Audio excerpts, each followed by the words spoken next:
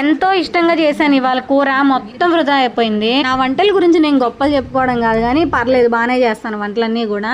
కానీ ఈరోజు ఏమైందో ఏమో తెలియదు కానీ మార్నింగ్తో కొంచెం హడావిడి అయిపోయింది. 6:30కి లేసాను, 6కి లెగాల్సింది. ఇంకా పప్పు చేద్దామని పప్పు పెట్టానా, అది కాస్త సగం మాడిపోయింది. ఇంకా పిల్లలకి టైం అవడంతో మిగిలిన సగాన్ని ఎనిపి పప్పు తిరగబోసి స్కూల్కి అయితే పంపించాను. అప్పుడు టేస్ట్ చేస్తే పర్లేదు, బాగానే అనిపించింది. ఆ తర్వాత మధ్యాహ్నం నేను తింటే కదా తెలిసింది అసలు సంగతి. అసలుకే బాగాలేదు, తినలేకపోయాను.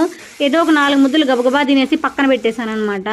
ఇంకా పాపం పిల్లల్ని తలుచుకుంటే నాకు చాలా బాధ వేసింది. ఇంకా స్కూల్లో వాళ్ళు ఎలా తిన్నారో తినలేదో ఇదే ఆలోచిస్తూ కూర్చున్నాను. మామూలుగా అయితే మా ఖుషి స్కూల్కి వెళ్ళేటప్పుడు అడగదు అది చేయమని ఇది చేయమని, కానీ ఇవాళ అది పనిగా చెప్పింది పప్పు చేయమని. అది కాస్త మాడిపోయింది. కనీసం నైట్ అన్నా మంచిగా వాళ్ళు తినగలిగే కూర చేద్దామని ఎండు చేపల కూర అయితే చేస్తున్నాను. ఇది ఉప్పు చేప కూర, మామిడికాయ వేసి చేస్తున్నాను.